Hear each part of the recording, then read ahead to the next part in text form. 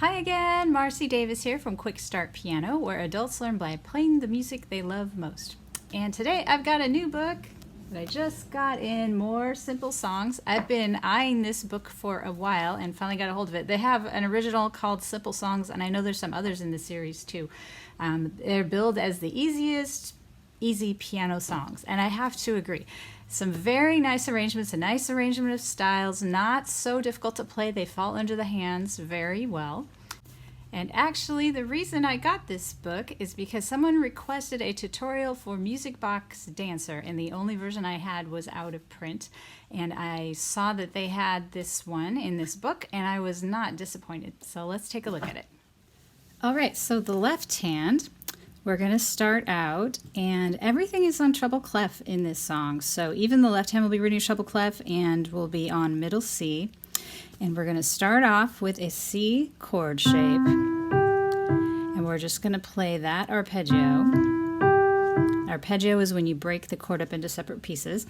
And then because the right and left play off of each other, I'm going to include the right here. So we've got, these are also notes of the C chord, but we have them in an inversion. So it's 5, 2, 1, 2. So we've got C, E, G, E, C, G, E, G.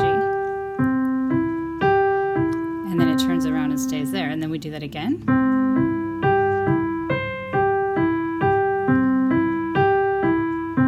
And now some people get confused when you have hands overlapping. You just move one out of the way while the other one is playing.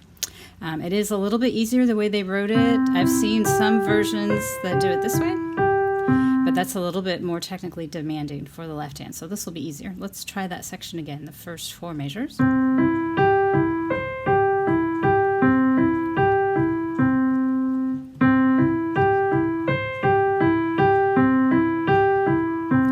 So far we've only done a C chord, the arpeggio notes of a C chord.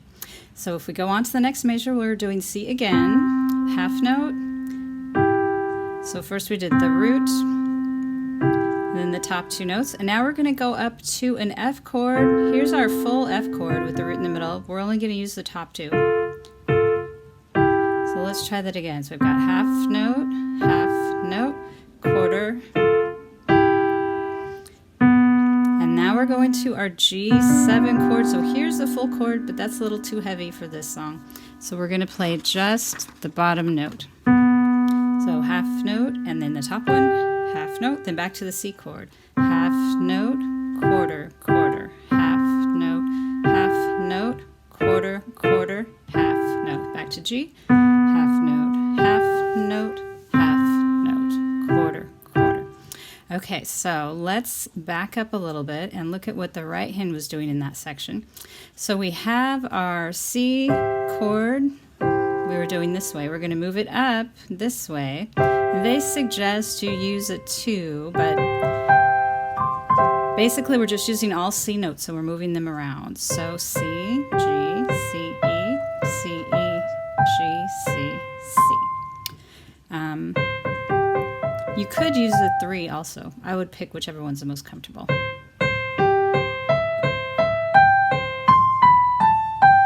So that was a C arpeggio and then a little melody. Let's see how that goes with the left hand. So we are in the 4th measure. Sorry, the 5th measure.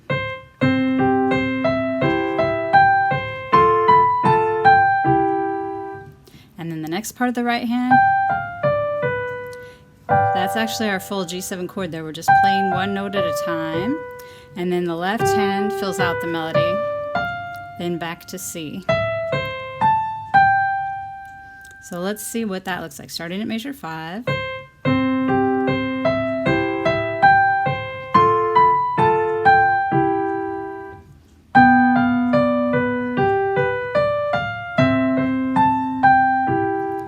And then we repeat.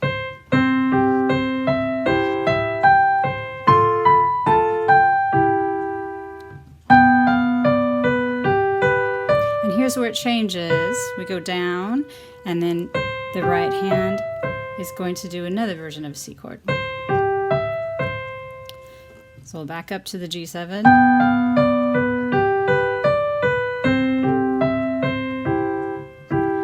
So the good news is a lot of this song just repeats what we already did. I'll move forward.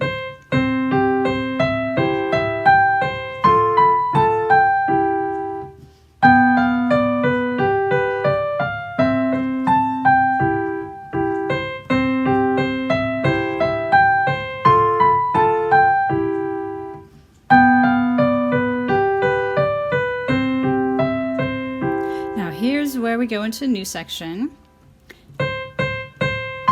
So we've got C octave. And if you recognize that, that's our F chord. We're just doing arpeggios.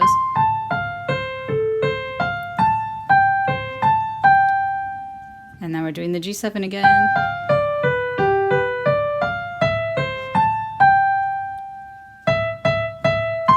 So instead of going, this time we're going to hit an E. And then the F chord again.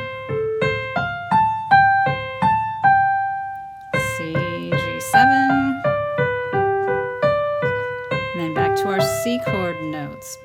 So let's take a look at the left on that section. So I'm at the bottom of the second page, the last measure. So we have our F shape and then C. I like to call that an pa. And then we've got a B, but it's part of our G chord. And then back to our C chord. And then our F chord partial. And our C chord. And then our G chord with the B on the bottom. So if you notice, you're not seeing an awful lot of new stuff on the left hand. The variation happens more in the right hand. And that takes us to the end. So I'm going to go to the bottom of the second page and play them hands together. So we've got F chord and C. Now a G7. C. F chord. C. G7. And then this is the same as the intro with one exception.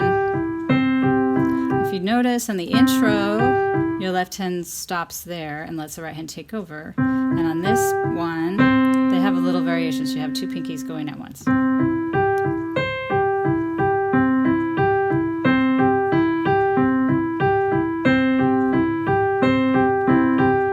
So that was the second ending. If you want the first ending, it takes you back. I see where the repeat sign is. It's on the second page. So we'll go to the first ending. So if you see that repeat sign on the second line, and then you'd go all the way through, and then some people haven't used first and second endings before. When you get to the first ending, a second time, do not play that one because you've already done that one. So I'm at the bottom line of the very last page, skipping to the second ending. All right, so if you're still with me, if you want a view of what the whole thing looks like put together, that's what we'll do next.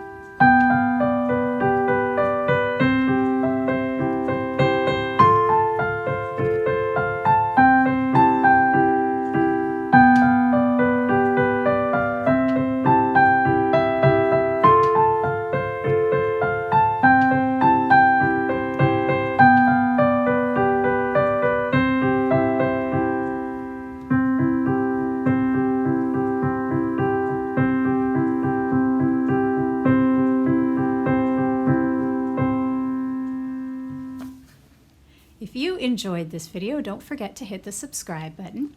Also, if you have an idea or a request for a tutorial that you would like to see, maybe a favorite tune or a certain aspect of music that you would like to see demonstrated, drop me a note in the comments. I'll see what I can do.